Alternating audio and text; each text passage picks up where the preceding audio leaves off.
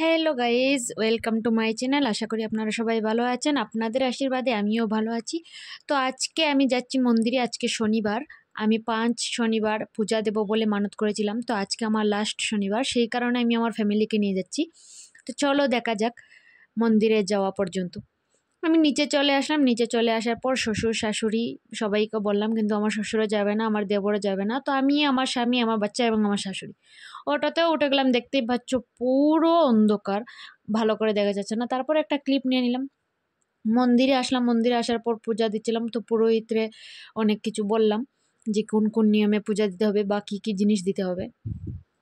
তো পুরোহিত সব কিছু বলে দিয়েছিল। তার মধ্যে আমার স্বামীও পুজো দিচ্ছিল। ওনার পূজা দেওয়া শেষ হয়ে যাওয়ার পর পুরোহিত আমাদেরকে প্রসাদ দিয়ে দিল। আমরা প্রসাদ নিয়ে বাইরে চলে গেলাম। তো তখন আমার স্বামীও আমাকে দেখছিল, আমাকে গালি দিচ্ছিল মন্দিরের ভেতরে কিসের, এই যে দেখো গোবিন্দা। আমি তো সাউথ ইন্ডিয়ান থাকি, তো সাউথ ইন্ডিয়ান আমাদের ভাষায় ভগবান শ্রীকৃষ্ণই বলা হয়। তারপর প্রসাদ দেওয়া হলো। আমার স্বামী সবাইকে প্রসাদ দিচ্ছে, কিন্তু মন্দিরে আসবো আর প্রসাদ খাবো না, সে কী করে হয়। আমি আমার ছেলেকে নিয়ে বাইরে চলে গেলাম, একটু সময় ঘোরাঘুরি করে চলে আসলাম। তারপরে আমি বসে বসে প্রসাদ খাচ্ছি। যতই বলো, জীবনের যতই শান্তি অশান্তি দুঃখ সুখ যা কিছু আসুক না কেন, মন্দিরে যাওয়ার পর সব কিছু নিমিষেই শেষ হয়ে যায়।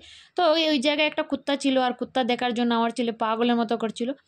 এবার আমাদের সময় হয়ে গেল বাড়ি যাওয়াটা। Bye bye guys, love you.